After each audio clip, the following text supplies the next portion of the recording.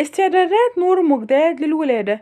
السلام عليكم ورحمة الله. بدأت نور مجداد تستعد للولادة لاستقبال مولودتها الأولى هي والوليد، وكان من ضمن هذه الاستعدادات هو نشرهم لهذا الفيديو على قناتهم الرسمية على يوتيوب.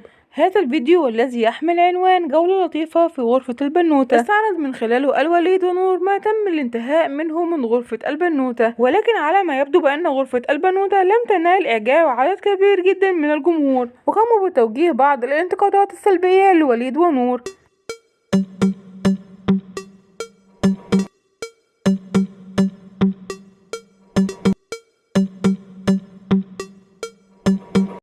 وهذا كان جزء من بعض التعليقات السلبية التي وصلت إلى وليد ونور على هذا الفيديو، ولكن أيضا على الجانب الآخر نالت الغرفة إعجاب الكثير من الجمهور، وهذه كانت بعض التعليقات الإيجابية التي وصلت إلى وليد ونور على هذا الفيديو أيضا.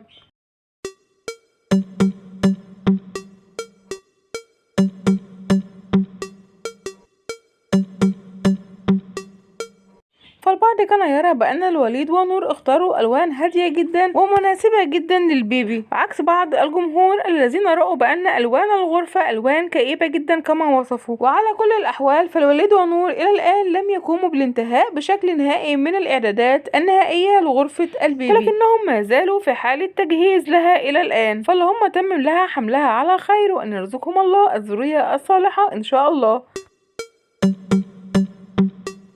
وعلى الرغم من أن الوليد ونور يقوموا بالإعدادات النهائية لغرفة البيبي استعدادا منهم لاستقبال ابنتهم الأولى إن شاء الله خلال الأيام القليلة القادمة، إلا أنهم إلى الآن لم يقوموا بالإعلان عن اسم البنوتة، ويبدو أنهم تركوها مفاجأة للجمهور.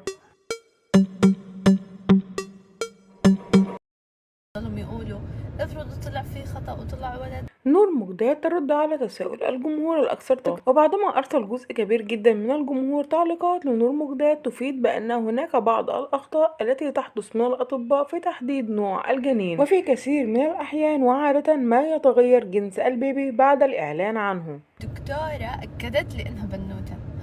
أكدت نور للجمهور إنها بعد زيارة الطبيبة في آخر مرة منذ يومين تقريبا، أكدت نور للجمهور بأنها حامل ببنت، وأن الطبيبة أخبرتها بذلك وأكدت لها ذلك، لتغلق ذلك نور باب الشك الموجود عند بعض الجمهور من ناحية جنس البيبي، فاللهم تمم لها حملها على خير وأن يرزقها الله الذرية الصالحة إن شاء الله.